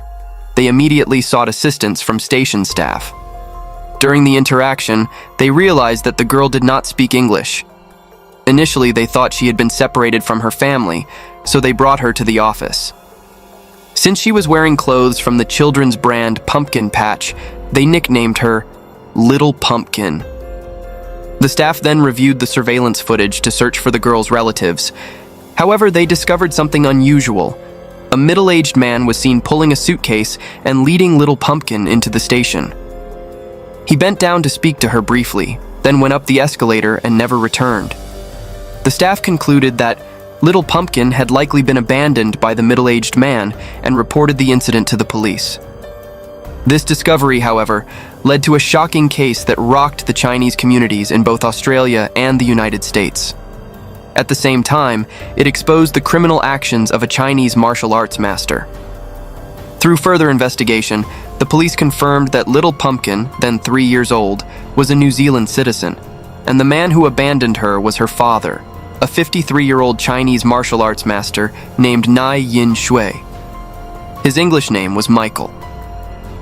Australian police examined flight records and found that on September 13, 2007, 2 days before the incident, Michael and his daughter flew from Auckland, New Zealand to Melbourne, Australia, using their New Zealand passports. On September 15th, just 2 hours after abandoning his daughter at the Melbourne station, Michael boarded an international flight alone to Los Angeles, USA. His actions indicated that he had planned to abandon his 3-year-old daughter. However, a puzzling question remained. If he only intended to abandon his daughter, why didn't he do so in New Zealand? And where was the girl's mother? The Australian police passed along the information they had gathered to New Zealand authorities in hopes of locating Little Pumpkin's mother. 2 days later, on September 17th, Oakland police went to Michael's house to investigate. They discovered that Little Pumpkin's mother had been missing for several days. As a result, they immediately requested a search warrant and began searching Michael's home. Later that evening, after 5 p.m., the police found a woman's body in the trunk of Michael's Honda. Upon identification, the victim was confirmed to be Michael's wife, Anna Liu. She was wearing a nightgown with no underwear, and a pair of red panties had been discarded beside the body. In addition, a yellow tie was found wrapped around her neck. The medical examiner determined that Anna Liu had been dead for about a week. Before her death, she had not been sexually assaulted, and the cause of death was determined to be suffocation. The yellow tie belonged to her husband. On the panties, DNA from 3 men was found, one of whom was her husband. Michael had flown with his daughter to Australia on September 13th, then abandoned her and continued on to the United States. All these suspicious actions pointed to Michael as the prime suspect in the case. After entering the United States, no one knew where Michael had gone. The case immediately caused a stir in the Chinese community in New Zealand, as Michael was regarded as an influential figure within the Chinese community. He was born in 1954 in Yingluo, Hebei, China, and grew up in Liaoning. From a young age, he developed a deep interest in martial arts. He began practicing martial arts at the age of 8 and later received instruction from various masters. By that time, he had gained some fame in the martial arts community in northern China. Michael later claimed to be the 6th-generation successor of the Tai Chi style. Of course, from a modern perspective, this title doesn't carry much weight. However, in that era, with the presence of many martial arts masters, the title held significant meaning. In 1983, at the age of 29, Michael claimed to have been ranked among the top 10 martial artists in China and was hailed as a master by the international martial arts community. He went on to write and publish an autobiography, declaring himself the Grand Master of Tai Chi. With the reverence of his disciples, Michael opened a martial arts school to attract more students and earn tuition fees. Among his students were prominent members of society, and as a result, he enjoyed both fame and fortune. His career flourished, and during this time, Michael was able to purchase a luxury car. All of this was the result of the combined efforts of Michael and his first wife. Gradually, Michael's students began to realize that their master was just a braggart with no real combat experience. This became Michael's biggest weakness. As a result, the number of students and the revenue of his martial arts school started to decline, eventually making it unsustainable. However, Michael heard that his martial arts were highly regarded abroad, so he decided to take a risky step. In 1996, Michael emigrated to Auckland, New Zealand. At that time, he was over 40 years old and had just divorced his first wife. Michael lived in New Zealand with his daughter and opened a martial arts center there. Each year, he held several martial arts performances. He also tried to teach martial arts in the US, but ultimately, it didn't succeed. The Chinese community had mixed opinions about Michael's martial arts skills and character. Many people believed that he was all talk and had no real talent. In short, Michael always presented himself as a distinguished master, but regardless of the country, he didn't attract many students. The main reason for this was his rude, domineering personality and his strong need for control. Michael repeatedly abused his daughter, making her childhood unhappy. When he traveled to the US, he left his daughter at home without any care or responsibility. Moreover, from his previous marriage, it was clear that he often attacked his wife and children, which made his daughter feel unsafe. Once she became independent, his daughter chose to leave and never returned. During this time, Michael met a woman from China named Anan Liu. Anan Liu was born in 1980 in Changsha, Hunan. Her mother was a senior manager in a business. Initially, Anan had a very good job in China, but she later decided to further her education and study abroad. In 2002, she arrived in New Zealand at the age of 22. However, upon arrival, Anan Liu discovered that she had been deceived by a recruitment agency. Instead of enrolling in a prestigious university, she was placed in a language school. She had to pass her exams within 6 months, or she would have to return to China once her visa expired. This made it difficult for her to improve her English, especially since life in the Chinese community rarely required speaking English. After a traffic accident left her injured, the 6 months passed quickly. As her visa expiration loomed and she was unable to pass her exams, Anan Liu tried to extend her visa but was once again scammed by an agent. Most of the money she had brought with her was taken, and facing the prospect of returning home empty-handed, Anan Liu was determined to stay. The lonely and desperate young woman decided to do whatever it took to remain in the country. She began living illegally, without a stable place to stay. By October 2002, unable to afford her rent, Anan Liu searched for cheaper accommodations. It was during this time that she met Michael, a landlord offering affordable housing in Auckland. After learning about her situation, Michael told her she didn't need to pay rent. All she had to do was keep the house clean, and she could stay. Anan Liu was deeply grateful for his generosity and moved in. At the time, Michael, then 48, wasn't simply offering her a place to stay. He also wanted to pursue the young and beautiful woman who was 26 years his junior.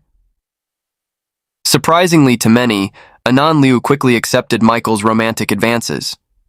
Anan Liu was only 4 years older than Michael's daughter, and it's hard to believe this was genuine love.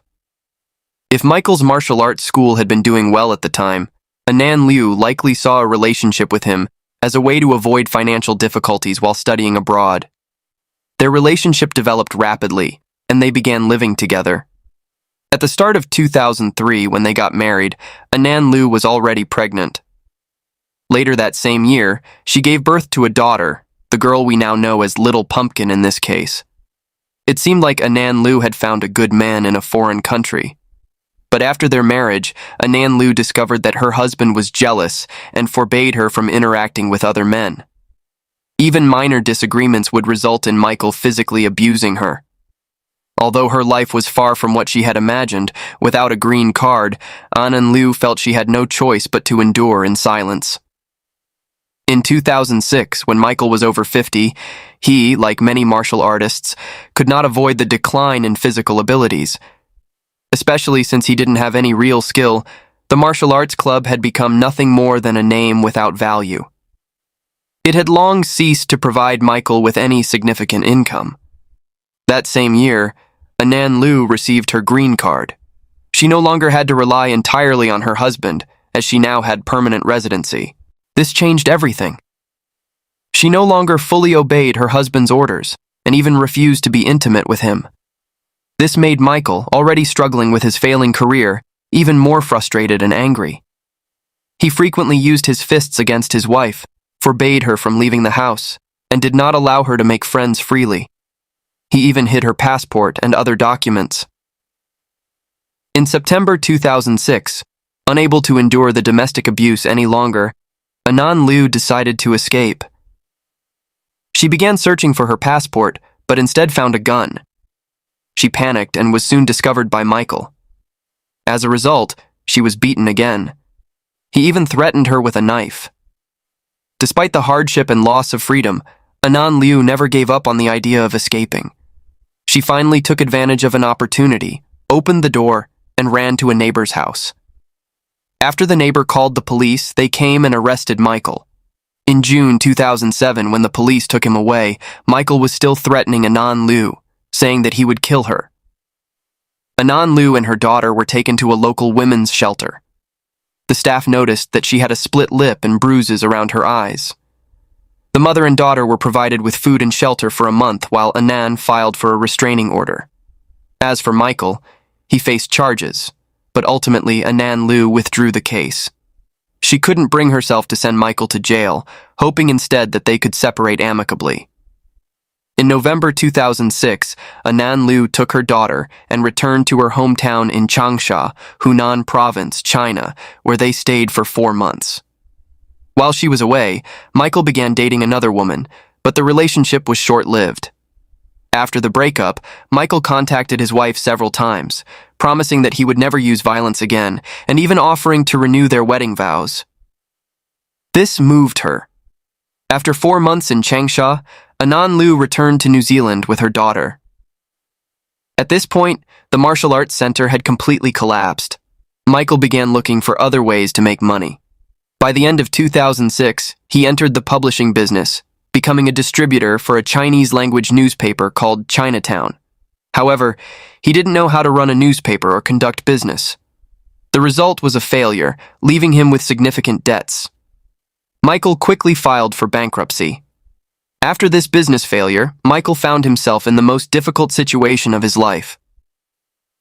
Just 3 months after Anan Liu returned to New Zealand, Michael resumed his violent behavior. He attacked and even threatened to kill her with a sword. Their daughter, crying, ran to her mother for help, but was kicked aside by Michael. After reporting the incident to the police, the mother and daughter were again provided with protective services. The police confiscated Michael's passport and sword and required him to complete a course on family relationship repair. However, An Liu had lost hope for reconciliation and was too afraid to stay in Auckland. In June 2007, she moved with her daughter to the capital, Wellington, and began living separately. In July, she registered an account on a dating website. On her blog, on August 29th, she wrote a journal entry about a secret romance she had in Wellington. An Liu wrote, "He was lonely, I was lonely." 2 people burned by the fire, so everything that needed to happen, happened. We lived happily as a family for nearly 2 months. Later, after leaving Wellington, she wrote, "A week after his wife returned, I drove away from our love nest, leaving his city." This journal entry clearly indicated that she had ended a relationship with a man. After some time, Michael also realized something was wrong. His wife had been away for 2 months without paying any rent. This made him furious. Michael complained to a fellow Chinese friend from his hometown in Liaoning, saying, "In my entire life, no one has ever deceived me except my wife, An Liu. She didn't want to live with me sincerely. She used me to gain benefits. She has no income in New Zealand, and I've had to cover all the expenses.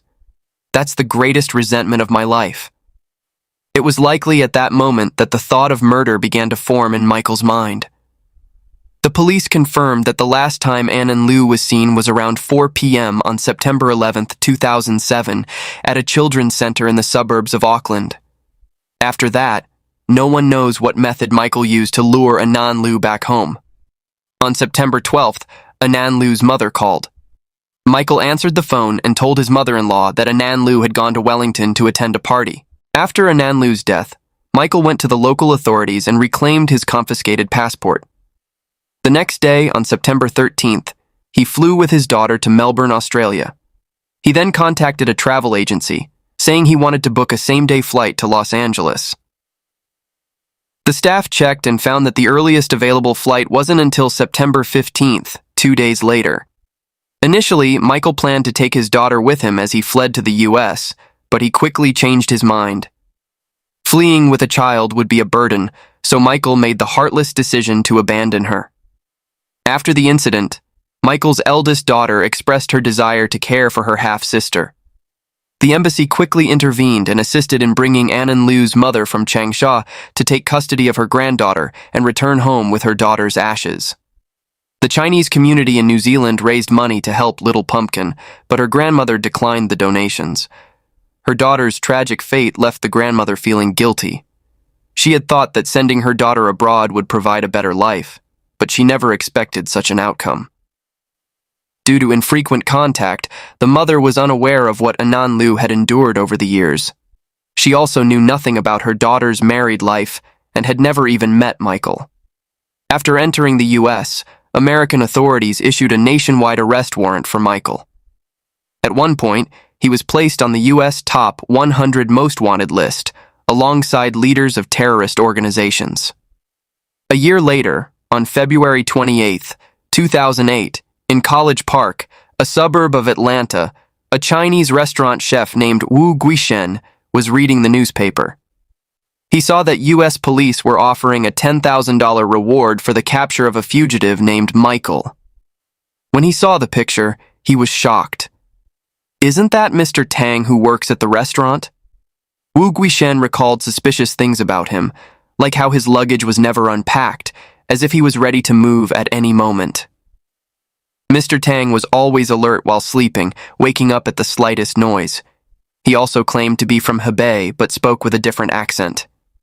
Convinced this person was the fugitive, Wu immediately called 4 friends from Qingdao, who were also living in the US, and told them about the situation. Among the 5 men, 3 were restaurant delivery workers, 1 was a former provincial soccer player, another was an ex-soldier, and 1 had won a wrestling medal. All of them were strong and physically fit. However, none of them spoke English, so after 3 failed attempts to explain the situation to the police, they had to take matters into their own hands. The 5 men devised a plan. The smallest of them, Wu Guishen, went to alert the police while the remaining 4 prepared to apprehend Mr. Tang. That same night, they all gathered at the apartment under the pretense of going out to eat together. However, the fugitive quickly sensed something was wrong and prepared to leave. The 4 men decided to act immediately. The retired soccer player moved forward to block the fugitive, while one of the men tackled him to the ground. At the same time, the others rushed in and tied his hands and feet with leather straps. When the police arrived, the fugitive was already restrained. Inside his wallet, they found a New Zealand driver's license confirming his identity. The international manhunt had finally come to an end. The fugitive was later extradited to New Zealand. The 5 men who captured him received a $10,000 reward, but they decided to donate the entire amount to charity. They were praised by both the media and the Chinese community for their actions. On June 2, 2009, the Auckland High Court in New Zealand officially opened the trial of Michael for the murder of his wife and abandonment of his daughter. A case that had shocked 3 countries, New Zealand, the United States, and China. Michael was charged with murder. The trial took a long time, with over 90 witnesses involved. Michael attempted to defend himself by claiming that he was not the murderer. He stated that he only placed the body in the trunk of the car to avoid responsibility, and that he fled with his daughter to escape being arrested. Forensic experts had found mixed DNA on Anan Liu's underwear, with the majority belonging to Michael, but 2 smaller DNA samples came from 2 other men. This introduced some uncertainty into the case. While Michael's DNA was found on the tie used in the crime, DNA from another man was also discovered. Michael's defense attorney presented a startling argument, claiming that the victim's blog and dating website activity showed evidence of her infidelity and provided a potential motive. They suggested that Anan Liu may not have been a victim of murder, but instead died during rough sexual activity with others. The attorney argued that it was possible Anan Liu did not die in her own home, but accidentally suffocated during intimate relations with 2 other men. The mysterious man then allegedly placed her body in Michael's trunk. Forensic experts testified that DNA could spread in certain ways. Even saliva in the air could carry DNA, and it was possible that DNA was transferred when clothes were washed together in the washing machine. They did not rule out the possibility that, before her death, the victim had close contact with another man. However, this contact might have occurred at different times, and it did not entirely exclude the possibility of Michael's involvement in the crime. One undeniable fact remained. Before Michael murdered his wife Anan Liu, their marriage was filled with violence and jealousy. After several weeks of trial on June 20, 2009, a jury of 12 people reached a verdict. Michael was found guilty by a majority of 7 votes. On July 31st, the Auckland High Court in New Zealand sentenced Chinese national Michael in the case of murdering his wife and abandoning his daughter. He received a life sentence with a minimum of 12 years before being eligible for parole. Naturally, Michael was not pleased with this. He shouted in court that it's unfair because all the jurors were women. This was one of the reasons Michael felt the trial was unjust. For many years afterward, Michael continued to insist on his innocence. He wrote an autobiography while in prison, titled I Am Not a Murderer, in which he portrayed his wife, Anan Liu, in a negative light and continued to deny responsibility for her murder. By 2020, at the age of 66, Michael's attitude unexpectedly changed when he admitted to killing his wife due to her betrayal. He said, "I've always regretted it." However, it seems this change of heart came because Michael had served 12 years in prison and was seeking early release by showing remorse. But his intentions were uncovered. Psychological evaluations showed that he had a high likelihood of reoffending, and thus, his parole request was denied. In life, there are stories full of tragedy and heartache, and the story of Michael and Anan Liu is one of them. From betrayal to facing death, it's a tale of crime, regret, and the fight for justice. Whether or not Michael ever finds forgiveness, his story stands as a cautionary reminder about the power of impulsive actions and the consequences they carry. Let this story remind us that, no matter what life throws our way, we always have the power to choose. Our decisions can have profound effects on the lives of others and ourselves. Think carefully before making decisions, and always hold on to kindness and respect for others. that is the true path to happiness and peace.